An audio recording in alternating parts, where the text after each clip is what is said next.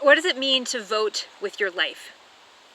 In a few days, I'm going to be mailing in, for the first time actually, a mail-in election ballot, because I really think that voting matters, that each of us has an important part in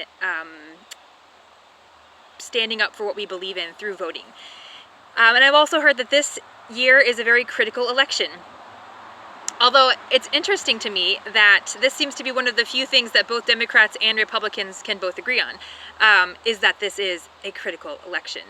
And I don't know if I'm the only one who finds this intriguing, that both sides are convinced that this election is so critical, which means that both sides feel that this election has the potential for significant loss if their candidate is not chosen.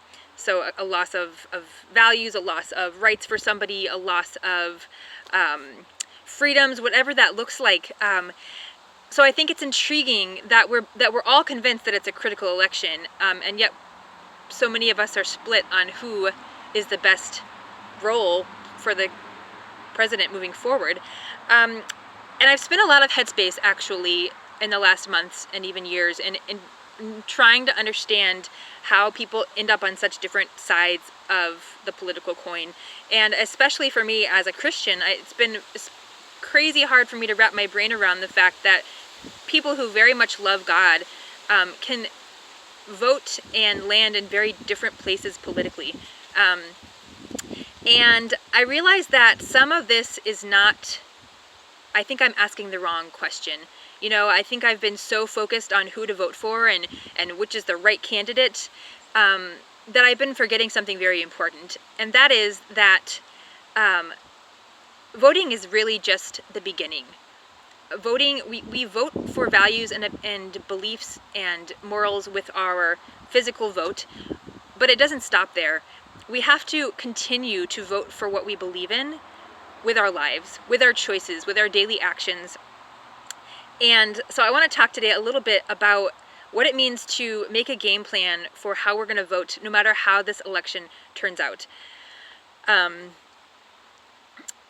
I'm realizing more and more that no matter who I vote for in this election, I will be voting for someone who has a character that I don't fully like. I will be voting for someone who has policies and attitudes towards certain issues that I disagree with, no matter who I vote for. And that means that no matter who I vote for, I don't get to sit back after they're elected and just wipe my hands clean of everything. I'm going to have a plan. I'm going to have to know how I'm going to continue to defend what I believe God has put on my heart to defend, regardless. Certainly my idea of which candidate is best is different than yours, and that's not really the issue or the point that I'm trying to make today. We see and we weigh values differently, but we have to stop pretending like one political side is good or evil, right? There's really it's not like the Democrats exclusively own rights to justice, and it's not like Republicans exclusively own compassion, right? No, these parties are comprised of people who, for the most part, we all want good for our country. We all want good for our neighbor, for each other. So we have to stop pretending like one side has all the answers, or one side is good and one side is evil. And if we peel back the layers, we're each defending a right or a value, no matter which side of the coin you're on. So collectively, across different parties, you might say that you are pro-women's rights, that you're pro-unborn, supporting unborn lives, that you're, in favor of Black Lives Matters movement, or immigrants. Maybe your focus is on freedom of speech or the right to bear arms, access to health care, or supporting LGBTQ plus communities and equality for people.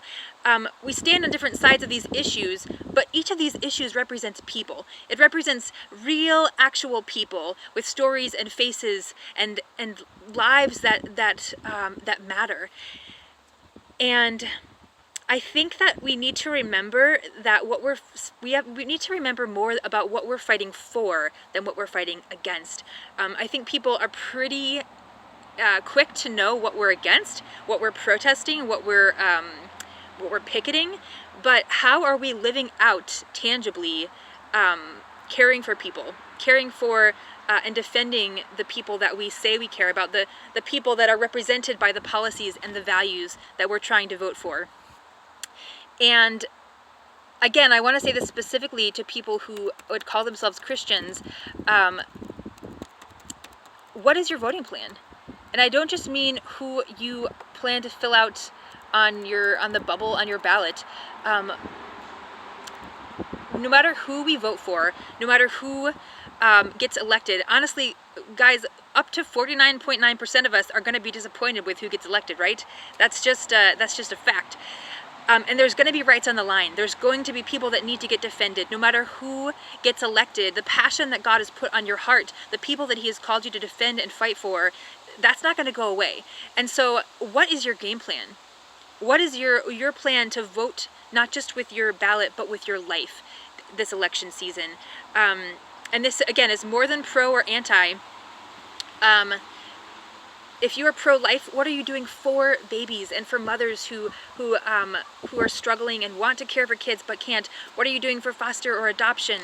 If you're pro the right to bear arms, but you also care about needless gun violence, how can you support victims and promote goodness and justice for others while still upholding something else that you believe in over on this side? So we don't have to polarize everything, but who are you defending? Who are you going to stand up for? And what does it look like for you not to just criticize something, not to just be against something, but really know what you are for and how you are going to act that out? So I would just challenge you as we go into even before the November 3rd, just as much time as you would spend deciding who you're going to vote for, pray and consider what it's going to look like for you to vote with your life. And I want to leave you with 1 John 3:16, which reminds us, "Dear children, let us not love with words or speech, but with actions and in truth."